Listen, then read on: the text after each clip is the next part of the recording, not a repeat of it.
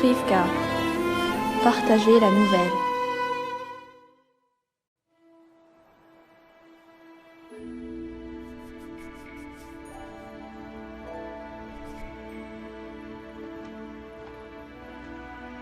Comment te sens-tu aujourd'hui, père? Comme je me sentais hier et le jour précédent. Aveugle et inutile. Tu n'es pas inutile, père.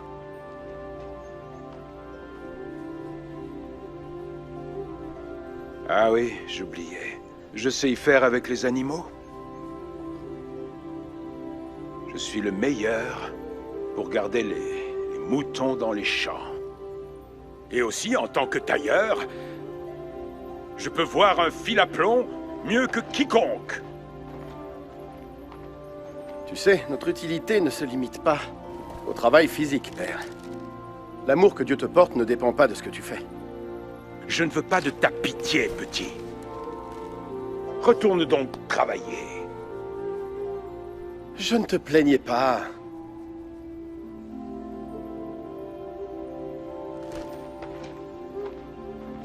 Père,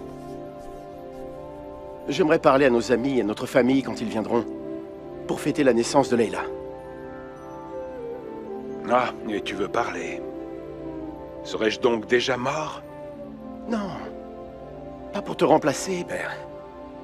Mais en tant qu'aîné, j'aimerais parler de ma libération de prison. Oh non. Tu veux raconter cette histoire folle à toute la famille? J'ai pensé que ce serait mieux s'il l'entendait de ma bouche. Est-ce une demande ou une information? Je demande ta bénédiction.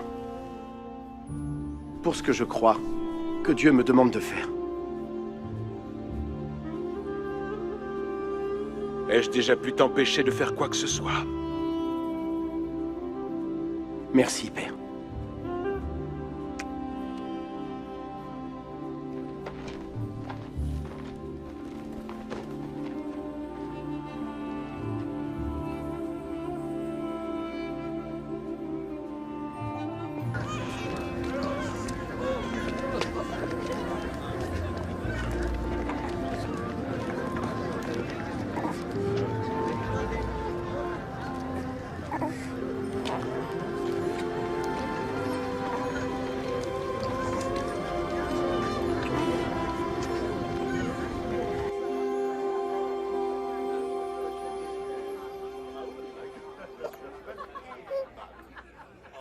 Merci à tous d'être venus.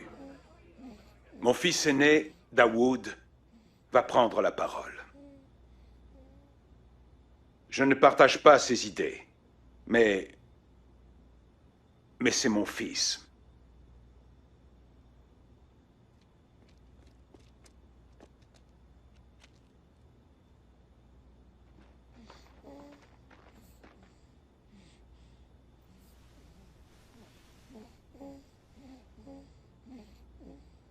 Mon père est un homme bon. Il a été très patient avec moi. Et il m'a donné la permission de vous raconter l'histoire de ma libération de prison. Je sais que vous étiez tous là le soir du mariage de Mariam et de Yacoub. Je suis désolé que mes ennuis aient gâché la fête. J'ai donc pensé qu'il serait bon que je puisse vous raconter le reste de l'histoire. Et pourquoi je peux être là avec vous tous ce soir. Pour célébrer la naissance de ma nièce, la petite Leila. Je suis sûr que vous avez tous entendu ma mère, Leila, quand elle parlait de sa foi en Jésus. Elle parlait toujours du Messie. Et elle m'en parlait aussi, bien sûr. Mais je ne la croyais pas. Je pensais qu'elle s'était éloignée de la foi de nos pères. Quand j'ai été arrêté, je savais que les Romains allaient sans doute me tuer. Et j'avais peur. Peur de souffrir. Peur de mourir. Mais je savais que ma mère priait pour moi. Et que plusieurs d'entre vous priaient pour moi. Alors merci pour vos prières.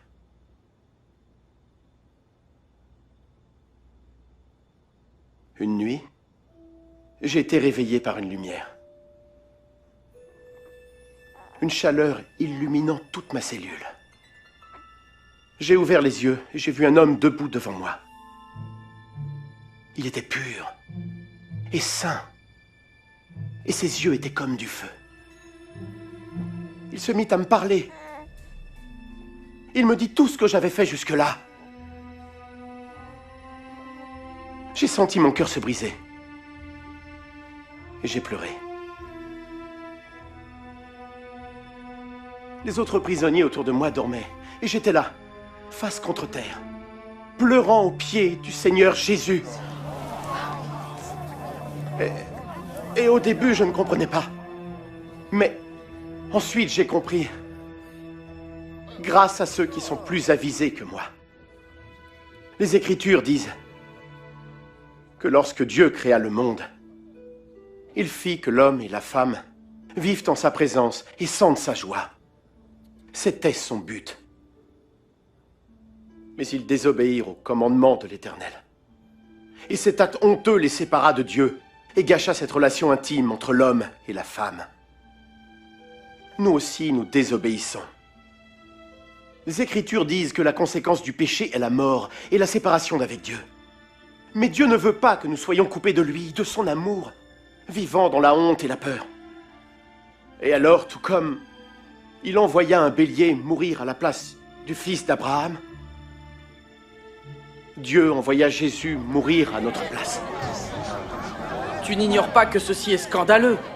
Qu'en est-il de nos traditions, des Écritures et des prophètes? Cousin, des centaines d'années avant sa venue, les prophètes avaient prédit dans les Écritures que le Messie promis souffrirait. Ésaïe écrit: « Il a été percé pour nos péchés, brisé pour nos iniquités.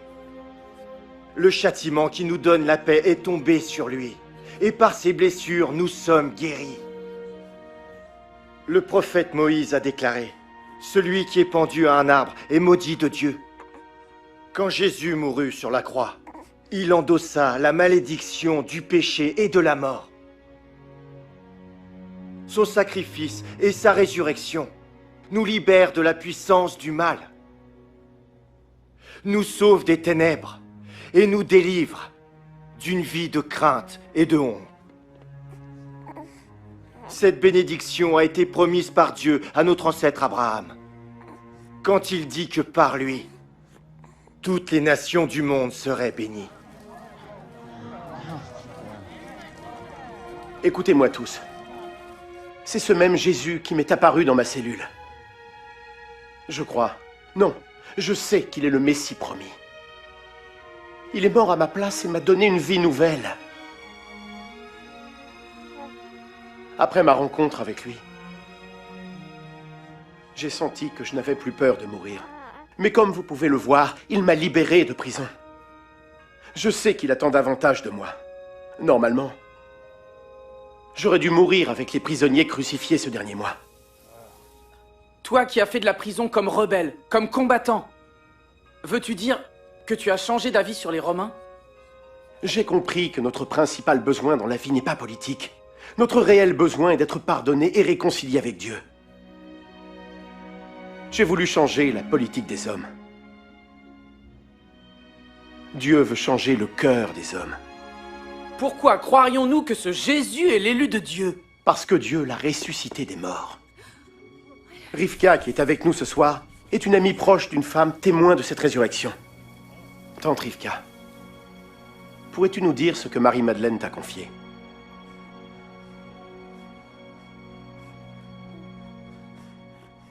Marie-Madeleine m'a souvent parlé de cela. Elle vit Jésus mourir. Et elle vit son corps mis au tombeau. Et ensuite, tôt le dimanche matin, 3 jours après sa crucifixion, Marie et les autres femmes retournèrent au tombeau avec des épices qu'elles avaient préparées pour oindre son corps. Mais quand elles arrivèrent, elles virent que la pierre qui fermait le tombeau avait été roulée. Les femmes pensèrent que le corps de Jésus avait été volé. Mais elles découvrirent 2 anges dans le tombeau vide. Les anges leur révélèrent que Jésus était ressuscité d'entre les morts.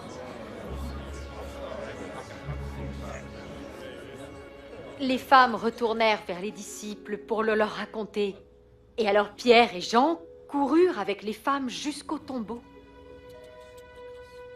Après que tout le monde soit parti, Marie resta seule à l'extérieur. Elle ne comprenait pas ce qui s'était passé. Et elle se mit à pleurer. Tout était si confus. Et puis soudain, elle réalisa qu'elle n'était pas seule. Un homme lui parla et lui dit « Femme, pourquoi pleures-tu? Qui est celui que tu recherches ?» Elle pensa que c'était le jardinier et elle lui dit « S'il te plaît, si c'est toi qui as emporté son corps, dis-moi, je te prie, où tu l'as mis et j'irai le chercher. » Alors, il l'appela par son nom. Marie. Et, en levant les yeux vers lui, elle réalisa qu'elle parlait à Jésus lui-même. Il était là, devant elle. Elle courut vers lui et se jeta à ses pieds. C'est Marie elle-même qui me l'a rapporté. Et Jésus apparut plusieurs fois à ses disciples pendant les 40 jours suivants et leur enseigna de nombreuses choses. Ensuite, sur le mont des Oliviers, il est monté au ciel sous leurs yeux. Qu'est-ce que ça veut dire pour nous? Pour moi? Crois au Seigneur Jésus et sois baptisé en son nom. Aie confiance en lui et tu seras sauvé du péché et de la honte pour commencer une vie nouvelle avec Jésus. Moi aussi, j'ai rencontré le Messie. Il a changé ma vie et m'a apporté la joie dans mes vieux jours. Et il a changé ma vie. Et la mienne. Et la mienne. Dieu offre la possibilité d'une vie nouvelle à celui qui invoque son nom. Voilà la bonne nouvelle que Jésus partage avec nous ce soir.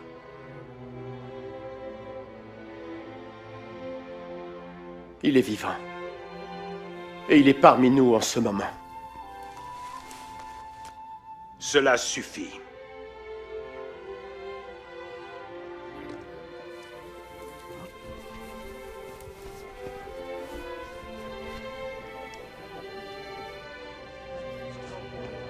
Est-ce que vous voudriez en apprendre plus sur les enseignements et la vie de Jésus?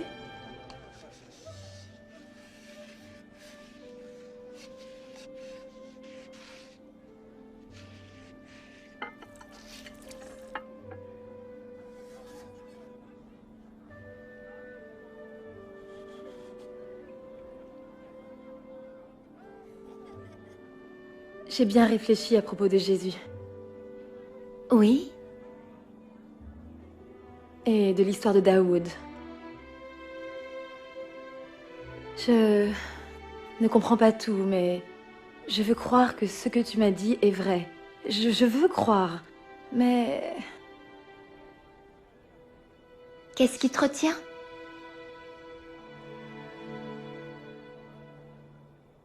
Que diraient mes parents si je devenais comme toi?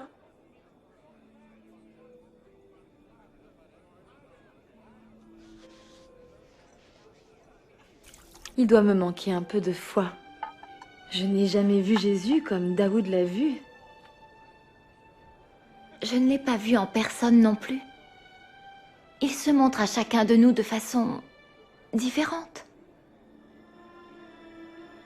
Mais tu peux toujours lui demander. Lui demander quoi? La foi. le courage de te montrer ce qui est vrai. Si on priait toutes les deux? Oui, bien sûr. Parle-lui avec tes propres mots, avec ton cœur. À voix haute?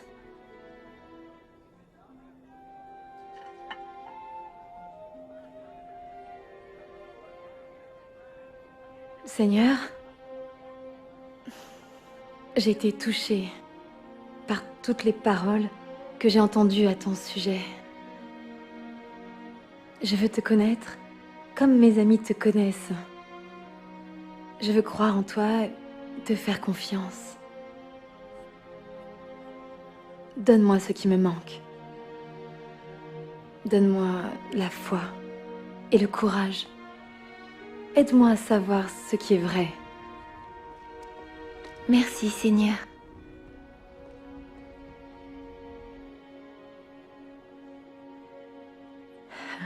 Je crois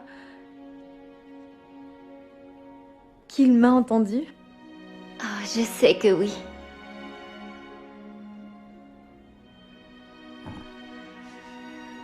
Si je veux devenir une disciple de Jésus plus tard, que devrais-je faire?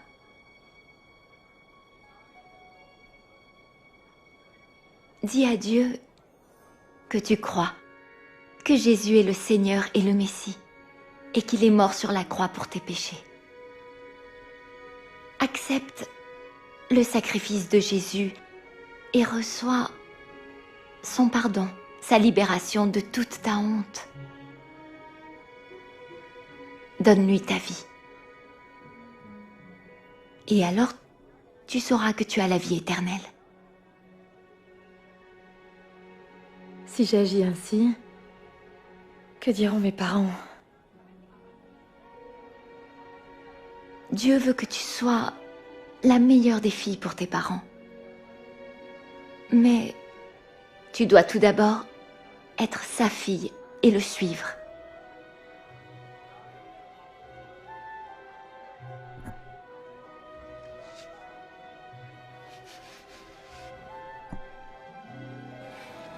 Oh, quel joli bébé.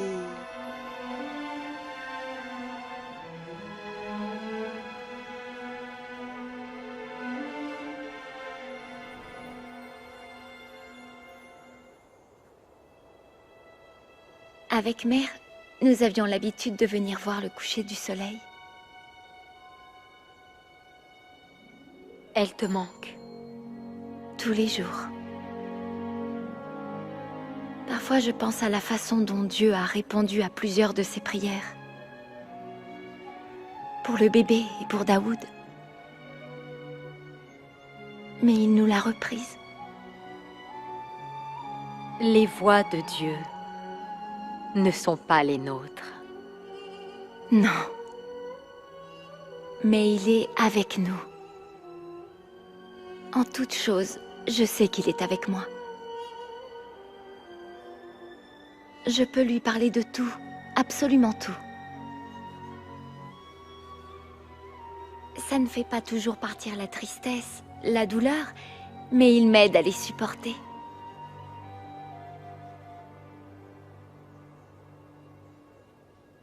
C'est comme si je traversais un endroit désert, mais du fait de sa présence, il fait que le désert, même le plus sec, le plus rude, se réjouit.